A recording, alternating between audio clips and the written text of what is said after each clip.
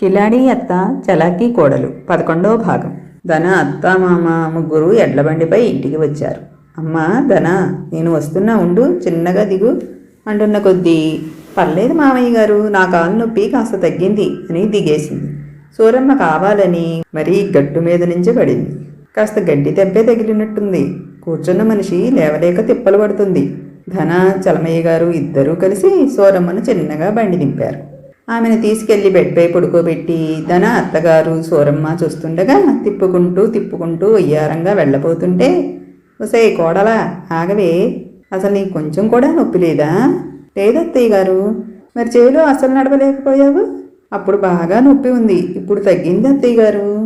అయినా ఏంటండి మీ ఇన్వెస్టిగేషన్? నేనేదో కావాలని పడి మీ అబ్బాయి చేత సేవలు చేయించుకున్నట్లు మాట్లాడుతున్నారు. అబ్బే అదేం లేదు కోడలా, మరి నేను కూడా అక్కడే పడ్డాను కదా, మరి నా నొప్పి తగ్గలేదు అని ఆలోచిస్తున్నా. ఓహో, అదా మీ ఆలోచన? ఏమీ లేదండి, సింపుల్. నేను వయసులో ఉన్నా కాబట్టి త్వరగా తగ్గింది. మరి మీరు జవసత్వాలన్నీ ఉడికిపోయి ఉన్నారు. ఈ వయసులో చిన్న దెబ్బ తగిలినా తట్టుకోవడం కష్టం. మరి మీకెందుకండి లేనిపోని శ్రమ? ఏదో ఒక ముద్ద తిని మూలన పడి ఉండక ఏంటే అంటున్నావు? అబ్బే ఏమీ లేదు అత్తయ్య గారు, ఈ వయసులో మీకెందుకు శ్రమ, రెస్ట్ తీసుకోవచ్చు కదా అంటున్నా. అంటావే అంటావు, ఎన్నైనా అంటావు. ఇదంతా నా కొడుకు చేసిన పని. నిన్ను నెత్తిన పెట్టుకున్నాడు, ఇప్పుడు దిగమంటే దిగుతావా? సర్లేండి అత్తయ్య గారు, మీరు మరీ పొగిడేస్తున్నారు. అబ్బచ్చా, అలా అనిపించిందో నీకు?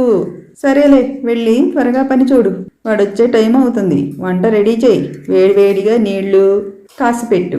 వేడి నీటితో స్నానం చేస్తే పని బడలిక తగ్గుతుంది. సరే అత్తయ్య గారు అని వంటగదిలోకి వెళ్ళింది ధన. చలమయ్య గారు, అమ్మా ధన, ఒక్కదానివి చేస్తున్నావు పనంతా, అదేది కాస్త సాయం చేయొచ్చుగా? మామయ్య గారు, పాపం అత్తయ్య గారు బెడ్ పై నుండి లేవలేకపోతున్నారు. నాకు కొంచెం పర్లేదులేండి, నేను చేయగలను. పోనీ నేను సాయం చేయనా? అయ్యో వద్దండి, ఎంత చిటికీలో చేసేస్తాను. మా మంచి కోడలు, ఎంత కష్టాన్నైనా నువ్వే భరించాలి అనుకుంటావు, అంతా మా అమ్మ పోలిక అని అక్కడి నుంచి వెళ్ళిపోయాడు. సుబ్బు రాగానే వేడివేడిగా నీళ్లు తోడి వాష్రూమ్లో పెట్టింది. నొప్పి తగ్గిందా ధనా? నీకెందుకు శ్రమ, నేను చేసుకుంటాను కదా, నాకు బాగానే ఉంది, ముందు మీరు పదండి అని బాత్రూంలోకి నెట్టింది. సుబ్బు స్నానం చేశాక నేరుగా అమ్మ దగ్గరికి వెళ్ళి, అమ్మ ఎలా ఉంది, నొప్పి తగ్గిందా అని కాలు పట్టుకుని చూశాడు. అబ్బా, నొప్పి ఎక్కువగానే ఉన్నట్టుందిరా సుబ్బు. సరేమ్మా, మీకు భోజనం ఇక్కడికే తెస్తాను అని ఒక ప్లేట్లో భోజనం తెచ్చి తినమ్మా అని నోటికి అందించాడు. వద్దురా నాన్న, నేను తింటాను.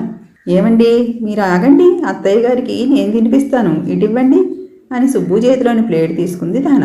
తినండి అత్తయ్య గారు అని పెద్ద పెద్ద ముద్దలు తినిపిస్తుంటే, అబ్బా వద్దే, నేను తినలేను, కడుపు పట్టట్లేదు అన్నా వినకుండా భారీగా తినిపించింది.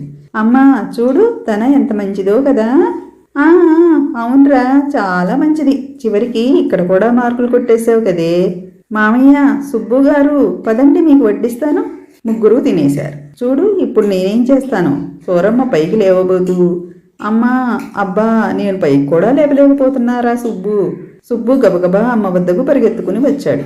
అమ్మా, ఇప్పుడు అంత అవసరం ఏంటి, నువ్వెందుకు లేస్తున్నావు? నొప్పికి కొంచెం పెయిన్ బామ్ రాసుకుందామనిరా, నా పని నేనే చేసుకోవాలి కదా, నాకు చేసేవాళ్ళు ఎవరున్నారు చెప్పు? అదేంటమ్మా, నేను లేనా?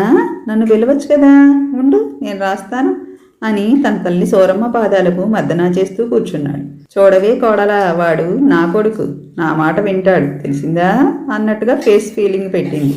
ఆహా అత్త, నా తడాకా కూడా చూపిస్తా నీకు అని ఉన్నట్టుండి, అబ్బా ఏమండి అని కేక పెట్టింది. ఉలిక్కిపడిన సుబ్బు, ధన ఏమైంది అని చేస్తున్న పనిని వదిలేసి తన దగ్గరకు వెళ్ళాడు. అబ్బా, నడుము పట్టేసిందండి. అయ్యో అవునా, అలా ఎలా జరిగింది? ఏమోనండి, అత్తయ్య గారికి వేడి నీళ్లు కాచి పాపడం పెడదామని తెస్తుంటే సడన్గా పట్టేసింది. అబ్బా నొప్పి, ఏమండి నడవలేకపోతున్నా. ఒరేయ్ సుబ్బు, నువ్వు వెళ్ళి కోడల సంగతి చూడు అన్నాడు చలమయ్య. అయ్యో నా కొడుకుని వల్లో వేసుకుంటుందే, నేనేం చెయ్యాలి అని నీటిలో నుండి ఒడ్డున పడ్డ చేపల గిలకలా కొట్టుకుంటుంది. ఒరే సుబ్బు, దాని వేషాలు నమ్మకు, అది నాతో పందెం కట్టింది, నిన్ను నాకు శాశ్వతంగా దూరం చేస్తుంది అని అనుకుంటూ బయటికి చెప్పలేక తికమకబడుతుంది సూరమ్మ. నాన్న, మరి అమ్మ ఏందిరా అమ్మా అమ్మా అని అమ్మ కొంగు పట్టుకుని తిరుగుతావు ఏంది? వెళ్ళి నీ పెళ్ళాం సంగతి చూడు. నా పెళ్ళాన్ని చూసుకోవడానికి నేనున్నాలే. ఉన్నారు. కోడలికి బాగా సపోర్ట్ చేస్తున్నారు. అందరూ కూడబలుకుని నా కొడుకుని నాకు కాకుండా చేస్తున్నారు అనుకుంది. సూరమ్మ ఏది కాలు చూపించు అని చలమయ్య తనే స్వయంగా భార్యకు ఆయింట్మెంట్ రాస్తూ కూర్చున్నాడు. సుబ్బు ధనని ఎత్తుకుని తీసుకువెళ్తుంటే అమ్మో అమ్మో నా కొంటె కోడలా చూస్తా నీ అంతు అని కోడలి వైపు గుర్రుగా చూసింది సూరమ్మ. అత్త నీకంత సీనివ్వనిగా నేను అని అత్తవైపు అమాయకంగా చూసింది ధన. ధనని తీసుకెళ్లి బెడ్పై పడుకోబెట్టాడు సుబ్బు. ధన బాంబు రాసేదా? వద్దండి పర్లేదు అదే సర్దుకుంటుంది. కాదులే అలాగే పడుకో నేను రాస్తాను అని బాంబు రాస్తూ మద్దన చేయసాగాడు సుబ్బు. మీరెంత మంచివారండి. అటు తల్లి మనసు కష్టపెట్టరు, ఇటు భార్యను నొప్పించరు. మీకు భార్యనవ్వడం నిజంగా నా అదృష్టం అంది ధన. నీలాంటి చలాకీ పిల్ల అల్లరి పిల్ల నా భార్య అవ్వడం కూడా నా అదృష్టం అన్నాడు సుబ్బు. పోదురు. సరే బాలేదు కదా రెస్ట్ తీసుకో.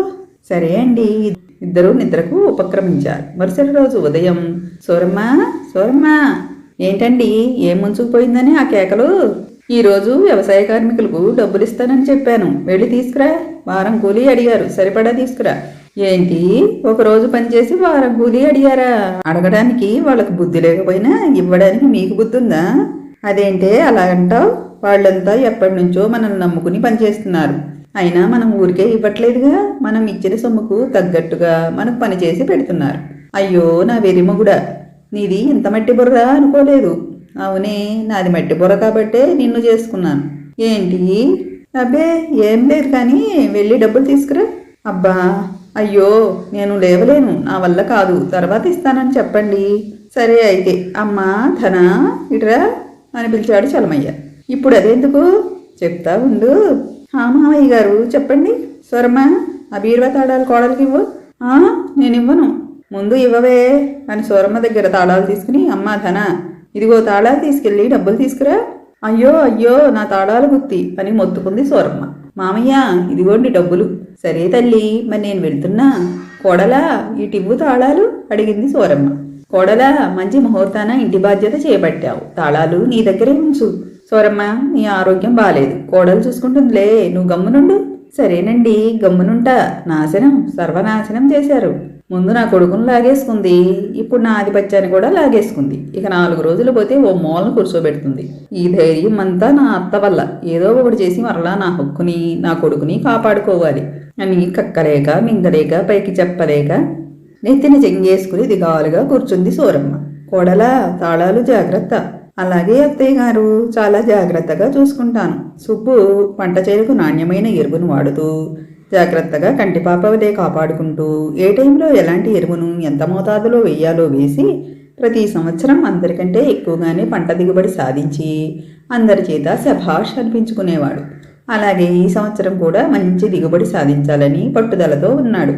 ఒరే సుబ్బు మీ మామగారు రమ్మన్నారు కదా, ఒకసారి కోడలు నువ్వు వెళ్ళి రాకూడదు?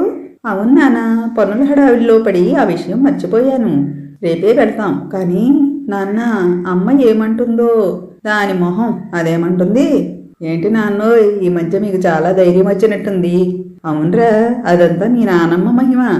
మా అమ్మ నా దగ్గరికి మరలా వచ్చింది. మా అమ్మే నా ధైర్యం రా. సరే రేపు మేము ఊరెళ్ళే విషయం అమ్మకు మీరే చెప్పి ఒప్పించాలి. ఓ దాందేముంది, ఒప్పిస్తా, మీరు రెడీగా ఉండండి. సాయంత్రం త్వరగా పని ముగించుకుని ఇద్దరు ఇంటికి వచ్చారు. స్నానం ముగించుకుని సూరమ్మ దగ్గరకు వచ్చాడు భర్త చలమయ్య.